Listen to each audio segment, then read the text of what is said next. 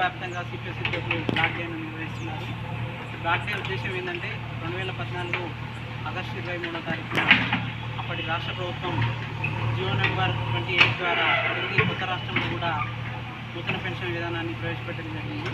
దాన్ని నిరసిస్తూ ఈరోజు రాష్ట్ర వ్యాప్తంగా ఉన్న 2,72,000 మంది సిపిఎస్ ఉద్యోగులు, అదేవిధంగా సూర్యాపేట జిల్లా వ్యాప్తంగా ఉన్న 4,000 పైచీలకు సిపిఎస్ ఉద్యోగులు బ్లాక్ డే పాటిస్తున్నారు. ఎందుకంటే 2014 నూతన రాష్ట్రం ఏర్పడిన తర్వాత తిరిగి పాత పెన్షన్ విధానానికి పోయే అవకాశం ఉన్నప్పటికీ అప్పటి ప్రభుత్వం జియో నెంబర్ 28 ద్వారా అందరినీ తిరిగి నూతన పెన్షన్లోకి నెట్టివేయడం జరిగింది. కాబట్టి అది ఖచ్చితంగా సిపిఎస్ ఉద్యోగులందరి పాలిట అది దుర్దినం బ్లాక్ డే. కాబట్టి దాన్ని మనం నిర్వహిస్తున్నాం.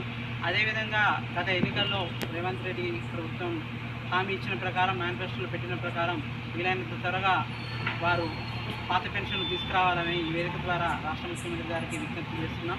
ఎందుకంటే ఎంతోమంది సిపిఎస్ ఉద్యోగులు అర్ధాంతరంగా చనిపోయి వాళ్ళ కుటుంబాలు రోడ్డున పడకముందే పాత పెన్షన్ పునరుద్ధరించి వాళ్ళ కుటుంబాలను ఆదుకోవాల్సిన బాధ్యత రాష్ట్ర ప్రభుత్వానికి ఉంటుంది.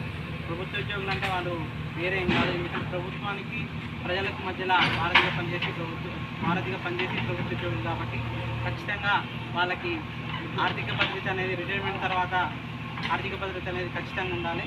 కాబట్టి రాష్ట్ర ప్రభుత్వం ఇప్పటికైనా మేనిఫెస్టోలు పెట్టిన ప్రకారం పాత పెన్షన్ను పునరుద్ధరించి సిపిఎస్ ఉద్యోగులకి మేలు చేయాలని సభా వేదికగా అనుకుంటున్నాను. రద్దు చేయాలి సిపిఎస్ విధానాన్ని, రద్దు చేయాలి సిపిఎస్ విధానాన్ని, పునరుద్ధరించాలి పాత పెన్షన్ విధానాన్ని, రద్దు చేయాలి జియో నెంబర్ 28ను, రద్దు చేయాలి జియో నెంబర్ 28ను.